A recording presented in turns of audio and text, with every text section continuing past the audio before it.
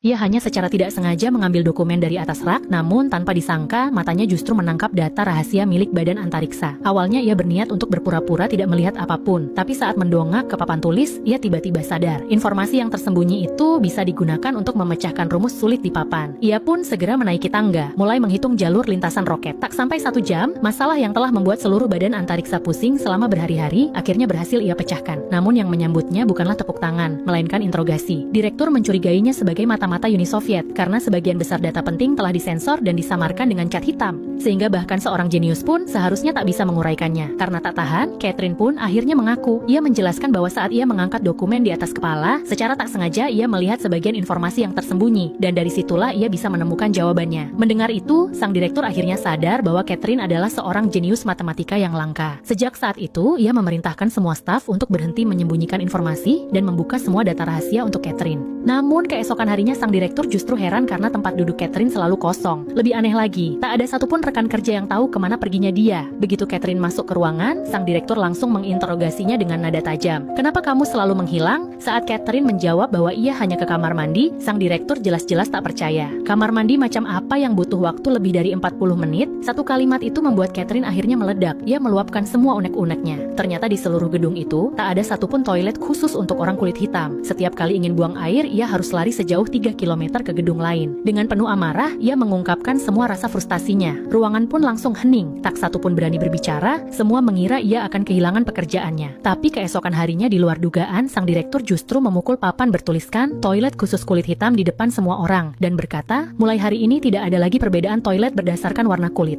Tak ada yang menyangka, tindakan kecil ini justru menjadi awal dari lahirnya sosok penting dalam sejarah penerbangan luar angkasa Amerika.